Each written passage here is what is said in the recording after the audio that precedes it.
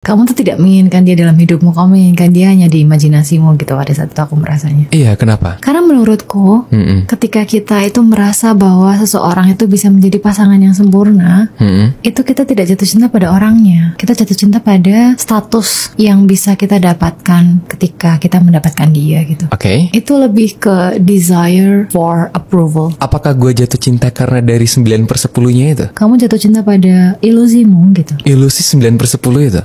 Biasanya kalau aku percaya bahwa orang itu jatuh cinta sama orang ya, itu aku akan ngasih tahu bahkan, kayak lu sayang sama dia deh. Aku karena kerasa. Oke, Termasuk juga terus? kalau misalnya orang itu cuma sekedar terobsesi gitu ya, Oke. itu juga kerasa. Oke. Bukan berarti aku selalu benar ya. Somehow di kasus Hari itu akhirnya dia menyadari bahwa oh ini yang si Steffi maksud gitu. Tapi di beberapa temanku yang lain, kalau misalnya mereka nggak sadar mereka sayang, itu aku biasanya juga nggak ngasih tahu gitu. Karena kadang-kadang orang juga nggak sadar loh kalau dia tuh sayang gitu. Biasanya orang-orang yang nggak sadar dia sayang itu biasanya ngomongnya tuh beda sama kamu. Biasanya kalau yang orang nggak sadar sayang itu ngomongnya gini loh, kayak kemarin aku barusan nganterin dia ke rumahnya gitu, ternyata rumahnya nggak sebagus yang aku bayangin gitu, tapi keluarganya seru banget gitu pertama. Terus kemudian nextnya, aku diajak pergi ke tempatnya aku nggak pernah bayangin aku bakal kesana loh.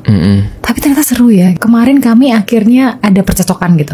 Terus biasanya dia bilang, kok aku bisa tenang ya ngadepinnya. Ketiga. Biasanya kalau udah 3 itu, adik kata aku udah denger nih, kayak lu sayang deh sama orang itu. Gimana kalau ternyata orang yang kita mau itu bukan orang yang kita butuhkan, dan gimana kalau orang yang kita butuhkan bukan orang yang kita mau? Konteksnya selalu itu. Bener banget. Pertama-tama kalian mesti tahu dulu kenapa itu terjadi ya. Oke. Manusia itu punya 2 bagian otak, logika dan perasaan gitu. Oke. Manusia itu adalah makhluk, Perasaan. kita adalah emotional creature. Apa yang kita mau itu dikendalikan oleh perasaan dan emosi kita. Apa yang kita butuhkan itu dikendalikan oleh logika kita gitu. Oke. 2 hal ini ketika tidak pernah dikomunikasikan dengan baik, 2 hal ini selalu bertentangan. Contoh paling gampang, penelitian dari PhD Apa tuh? soal makanan. Oke. Kalian tuh tahu bahwa badan manusia itu butuhnya adalah karbohidrat, protein, lemak, Ya. air. Ya.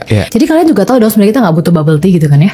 Tapi kalian pingin gak sih kalau misalnya tiba-tiba ada diskon, kalian merasa kayak ini dia, inilah yang aku inginkan dan inilah ya aku Butuhkan. mau ini. Nah, tapi ya Bapak Adera kayak nggak pernah ngomong gitu ya. Kayak dia selalu mengedukasi bahwa manusia itu cuma butuhnya ini gitu. Oke. Nah, artinya apa yang dia mau adalah apa yang dia butuhkan. Apa yang Iya. dia butuhkan adalah apa yang dia mau. Jadi keduanya itu sinergis. Aku sampai pada kesimpulan dari contoh itu adalah kita menanyakan pertanyaan yang salah menurutku. Jangan lagi bertanya gimana kalau gue mau yang gue nggak butuh, gimana kalau gue nggak butuh yang gue mau. Oke. Gimana kalau kalian mengubah pertanyaannya itu ke bagaimana caranya untuk membuat apa yang kita butuhkan adalah apa yang kita inginkan. Jangan dibayangkan bahwa segampang itu ya untuk menyamakan antara apa yang kita inginkan dan apa yang kita butuhkan. Itu butuh proses edukasi, pengalaman dan waktu untuk bisa mengkomunikasikan antara emosi dan logika kita loh. Pengen pasangan yang cantik nih misalnya, itu mau atau butuh? Ini susah nih, karena gini, manusia tuh mencintai keindahan gitu. Jadi seolah-olah kalau aku bilang bahwa kalau kita menjadikan cantik sebagai standar untuk kita nyari pasangan, salah atau enggak? Misalnya aku bilang salah, kayak oh salah ya, berarti gue nggak boleh nyari orang cantik. Jangan kayak gitu kesimpulannya. Oke. Karena sulit untuk manusia tidak menyukai benda yang indah ya. Oke. Manusia itu kan vision ya mainnya. Iya. Mata itu kan adalah salah satu indera yang paling berkembang di antara indera lainnya. Kita sulit untuk tiba-tiba menyukai sesuatu yang tidak indah, tuh sulit. Daripada kalian berpikir bahwa apakah patokan penampilan itu salah atau benar, lebih baik berpikirnya gini, normal untuk kita tertarik pada sesuatu yang cantik, pada sesuatu yang indah,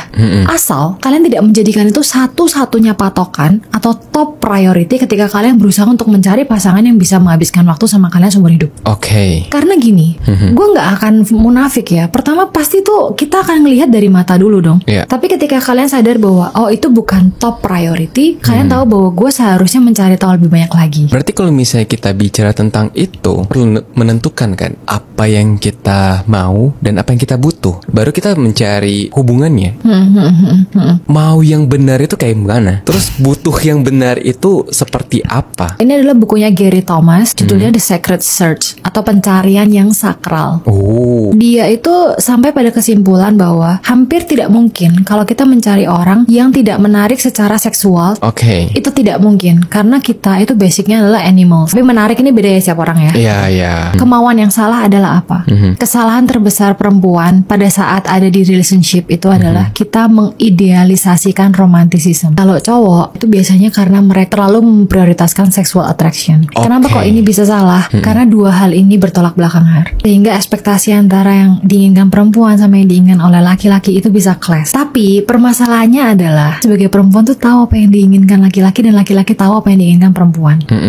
Yang menjadi salah adalah ketika kamu tuh sudah tahu bahwa oke, cewek tuh maunya hubungannya romantis, cowok itu maunya cewek yang seksi gitu ya.